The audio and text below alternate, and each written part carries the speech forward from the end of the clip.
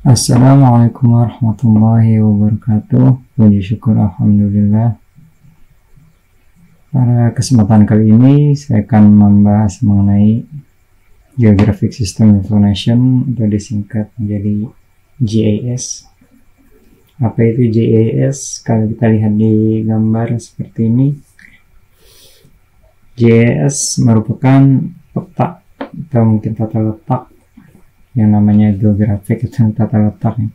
Sistem informasi adalah sebuah sistem yang menginformasikan tata letak yang ada di bumi.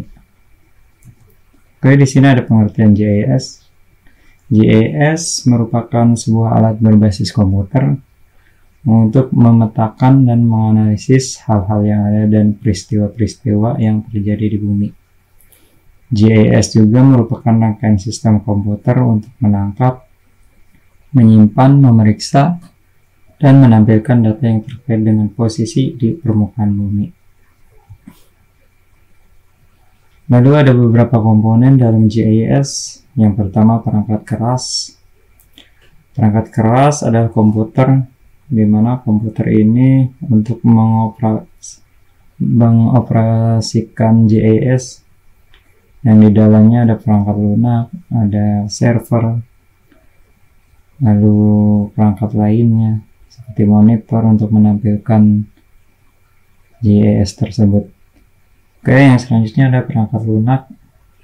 Perangkat lunak menyediakan fungsi dan alat yang diperlukan untuk menyimpan, menganalisis, dan menampilkan informasi geografis. Contohnya yaitu pada ArcGIS, ada Map Info, IRMap, IRDAS, dan lain sebagainya. Sini adalah sebuah perangkat lunak yang bisa digunakan untuk GIS. Yang selanjutnya ada komponen data. Data sendiri memiliki arti yaitu segala fakta-fakta yang dikumpulkan mengenai objek atau peristiwa yang kemudian diolah sedemikian rupa supaya bisa dimengerti dan digunakan untuk hal yang berguna.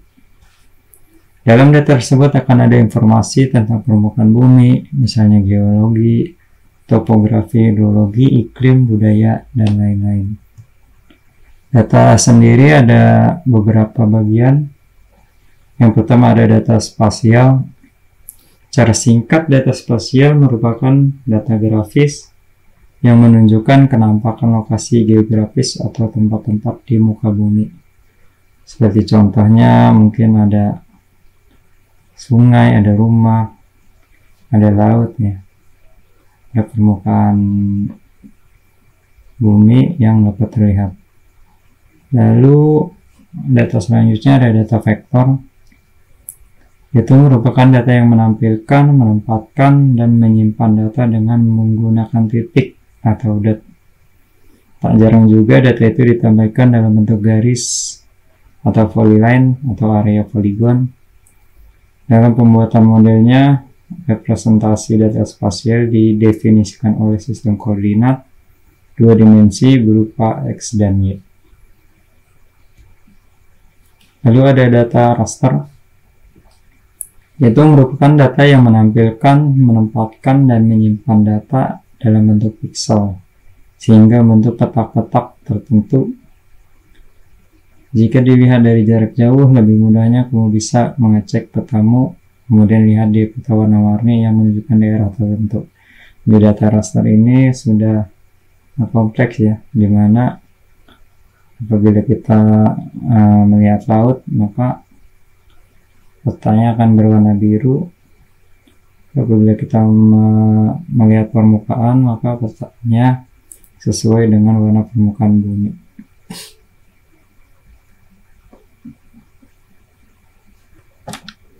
Selanjutnya ada data atribut. Data atribut merupakan data yang memberi deskripsi atau penjelasan tentang suatu fenomena yang ada di permukaan bumi, atau penjelasan setiap objek yang ada di permukaan bumi. Data ini mempresentasikannya dalam bentuk kata-kata, angka, atau tabel.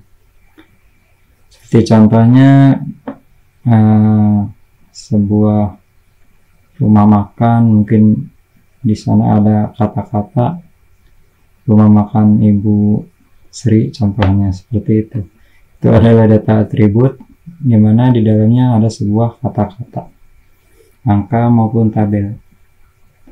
Selanjutnya ada komponen people atau orang yang menjalankan teknologi GIS tersebut.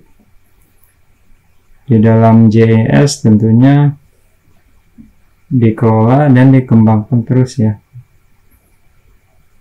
untuk menganalisis, merancang, dan memelihara sistem kepada mereka yang menggunakan untuk membantu pekerjaan sehari-hari. Lalu metode. Di dalam komponen metode itu sebuah implementasi praktik dengan model operasi yang unik untuk setiap organisasi. Metode ini dimulai dari data source, street data, mungkin jalan, di sini jalan, data jalan, lalu kemudian ada pembuatan data seperti rumah, lalu ada vegetasi, hutan, dan kemudian diintegrate menjadi sebuah data layers yang kompleks, di mana ada hutan, ada jalan, ada rumah, maupun danau atau laut. Oke, mungkin itu saja mengenai GIS secara singkat. Mudah-mudahan bisa dimengerti. Mohon maaf atas segala kekurangan. Terima kasih. Wassalamualaikum warahmatullahi wabarakatuh.